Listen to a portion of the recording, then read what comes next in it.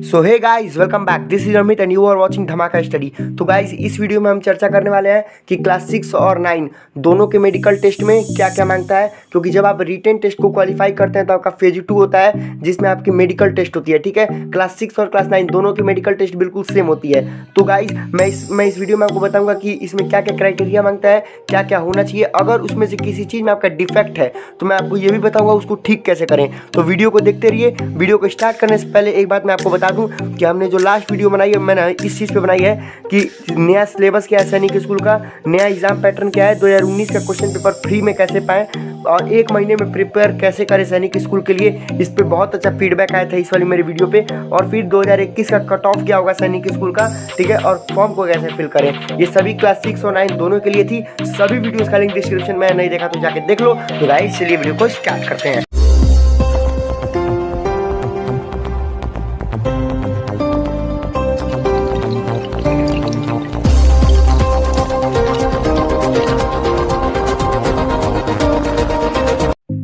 तो गाइस, चलिए सबसे पहले मैं आपको पहला पॉइंट बताता हूँ। पहला पॉइंट आंख से रिलेटेड है। इसमें ये जांच किया जाता है कि आप दूर की चीजें भी अच्छे से देख लें, नजदीक की चीजें भी अच्छे से देख लें। ठीक है, तो कई लोग का ये होता है कि दूर की चीजें नहीं देख पाते हैं, कई लोग का होता है कि पास की चीजें नहीं देख पाते हैं। तो गाइस, अगर आपका ऐसा होता है, बहुत लोग का होता है, तो आप डॉक्टर से जाइए, कंसल्ट कीजिए। डॉक्टर आपको अच्छी अच्छी न्यूट्रिएंट्स बताए कि आप ये खाइए और इसमें ज्यादा नहीं, बस 3-4 महीने में सभी चीजें दूर हो जाती हैं। ठीक है, तो अब बात करते हैं अपने पॉइंट 2 की। तो हमारा पॉइंट 2 है, ये भी आंख से रिलेटेड है और इसमें बताया गया कि रंग पहचानना। यानी आपको पता होगा कई लोग का होता है कि रेड और ब्लैक दोनों उनको एक ही दिखता है, कई लोग का होता है ब्लू और येलो दोनों उनको एक दिखता है। तो इन सब केसेस में आपको कई सारी ये आंख का डिफेक्ट होता है, तो आप जाइए डॉक्टर से कंसल्ट कीजिए।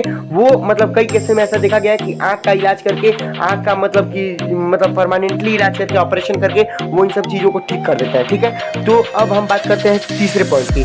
तीसरा पॉइंट हमारा है हकलाना। जैसे आप जानते होंगे बहुत लोग होते हैं जो लड़खड़ा के बोलते हैं। ठीक है, किसी बात को बोल रहे हैं तो कि थोड़ा हकला जाते हैं। ठीक है, तो ऐसा नहीं होना चाहिए। अगर ऐसा होता है तो नॉर्मल जानते ही हैं, गाँव में बहुत ज्यादा उपाय होता है। तो गाँव का एक उपाय है कि मिर्च खाने से, अगर आप तीखी चीजें खाते हैं तो आपका ये बहुत ज्यादा नहीं, 2-3 महीने में आपका ठीक हो जाता है। ठीक है, ये कोई बहुत बड़ी प्रॉब्लम नहीं है हकलाने वाली। ठीक है, हकलाने में चूंकि इन सब में आपको पॉइंट्स मिलते हैं। ठीक है, आपका फाइनल पॉइंट ऐड किया जाता है। तो अगर आपका आप हकलाते हैं तो कोई बहुत ज्यादा बड़ी प्रॉब्लम नहीं है। लेकिन हाँ, अगर आप मिर्च वगैरह खाते हैं, तीखी चीजें खाते हैं तो आप ठीक हो सकते हैं। और आप अगर चाहें तो आप एक बार अपने डॉक्टर से भी कंसल्ट कर सकते हैं।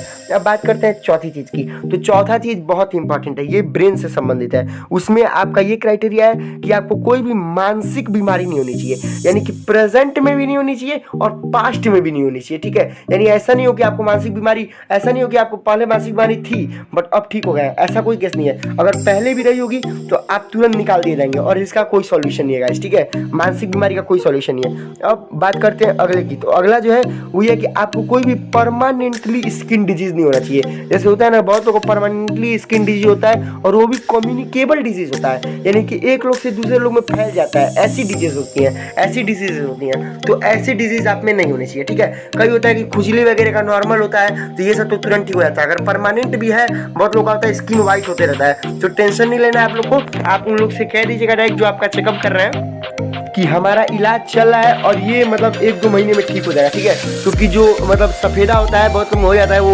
सफेद चीटी करके हो जाता है बॉडी पे, तो उसमें दवा चलती है तो 5-6 महीने में वो ठीक हो जाता है। ठीक है, तो अब अपने अगले पॉइंट की बात करते हैं। तो अगला पॉइंट हमारे रिलेटेड है हड्डी से। बहुत लोगों का क्वेश्चन रहता है कि मेरा 6 महीने पहले हड्डी टूटा था, अब ठीक है, मैं ठीक से चलता हूँ, अब मैं ठीक से दौड़ लेता हूँ, मैं ठीक से लिख लेता हूँ, क्या मेरा एडमिशन होगा, क्या मैं छटूंगा तो नहीं। तो एक ही लाइन में जान लीजिए कि अगर आपको पहले कोई हड्डी की समस्या थी, हड्डी टूट गई थी या क्रैक कर गई थी, बट उसका प्रेजेंट पर अगर कोई इफेक्ट नहीं है। बहुत लोग होता है कि दीवार पे मुक्का मारे तो जोश में आकर उंगली में डिफेक्ट आ जाता है, उंगली थोड़ा सा क्रैक कर जाता है, टूटा नहीं है बट क्रैक कर जाता है। तो उसको फिर प्रोटीन वगैरह देने पे, प्लास्टर करने पे वो 1-आध हफ्ते में ठीक हो जाता है। ठीक है, तो उसका फ्यूचर पे कोई इम्पैक्ट नहीं पड़ता। ठीक है, तो उन सब केस में आपको कोई प्रॉब्लम नहीं है। बहुत बार होता है पैर मुँह चुक जाता है कहीं से, तो उस पर भी प्लास्टर लगता है, तो अगर उस पर भी आपका कोई इफेक्ट नहीं है। ठीक है, अगर ऐसा है कि हड्डी में पहले डिफेक्ट था but now you are all clear. Okay, आप बिल्कुल सही हैं, आपको कोई डिफेक्ट नहीं है आपकी बॉडी, मतलब आपको ऐसा फील नहीं हो रहा है कि मुझे कोई प्रॉब्लम है, मैचेस चल रहा हूँ, मैचेस कूद रहा हूँ, मतलब कोई भी सामान्य व्यक्ति जो चीज कर रहा है उस हड्डी को लेकर, अगर वही हड्डी आपके अंदर बिल्कुल वही काम कर रही है तो फिर कोई डिफेक्ट नहीं है। ठीक है,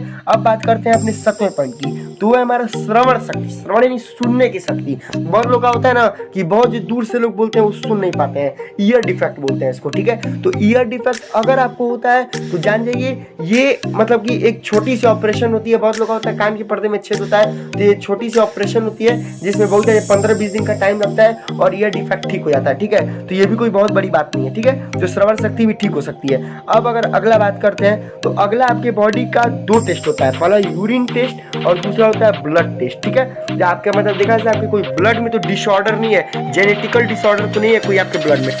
अब बात करते हैं हम अपने 9वें पॉइंट की, तो 9वां है सफोकेशन। आप सुने होंगे लोग को अस्थमा की बीमारी होती है, यानी कि थोड़ी दूर दौड़ लेते हैं तो हाँफने लगते हैं। ठीक है, इसको बोलते हैं सफोकेशन। तो आपको ये भी नहीं होना चाहिए। ठीक है, सफोकेशन वाले लोग आप देखोगे पंप लेते रहते हैं, तो इसका भी कोई चूंकि परमानेंटली इलाज तो नहीं होता है सफोकेशन का। हाँ, बट ये होता है कि जो 5-6 साल इलाज चलता है, 2-3 साल इलाज चलता है, तो बहुत लोग में देखा गया है कि वो लोग मतलब फिर अपना ठीक हो जाते हैं, नॉर्मल हो जाते हैं। ठीक है, अब बात करते हैं 10वें और लास्ट पॉइंट की, ये होता है एडम्स एप्पल। एडम्स एप्पल क्या होता है, अगर आप साइंस के स्टूडेंट होंगे तो क्लास 8 में आपने पढ़ा होगा कि जो आपका गर्दन होता है, गर्दन के सामने थोड़ा सा एक नॉर्मल, थोड़ा सा एक उभरा हुआ चीज होता है, यानी उभरा हुआ थोड़ा सा गोटी टाइप का कुछ होता है। ठीक है, बीचों बीच, गर्दन के बीचों बीच होता है। ठीक है, जहां से आप बोलते हैं तो वो कंपन करते रहता है। ठीक है, वो अगर वो आपका ज्यादा उभरा हुआ है, आप सुने होंगे कि जब लोग एडोल्शन होते हैं ना, तो जब लोग प्यूबर्टी में ज्यादा मतलब प्यूबर्टी में प्रवेश करते हैं तो उभरना शुरू हो जाता है। ठीक है, उसको एडम्स एप्पल बोलते हैं। ठीक है ना, इससे जुड़ी हुई एक कहानी है साइंस में। तो अगर वो ज्यादा उभरा हुआ है तो आपका सिलेक्शन नहीं होगा। वैसे अगर आप मतलब अगर आपकी एज, अगर आप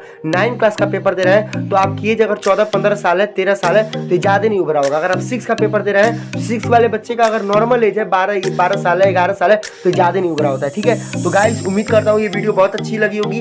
अगर गाइस आपको स्टडी से रिलेटेड वीडियो चाहिए तभी चैनल को सब्सक्राइब कीजिएगा, अदरवाइज कोई जरूरी नहीं है, क्योंकि इस चैनल पे 1 एंड ओनली 1 स्टडी से रिलेटेड वीडियो मिलती है। तो अगर आपको कोई वीडियो चाहिए तो आप कमेंट कीजिए। अब मिलते हैं नेक्स्ट वीडियो में। बाय बाय, जय हिंद, वंदे मातरम।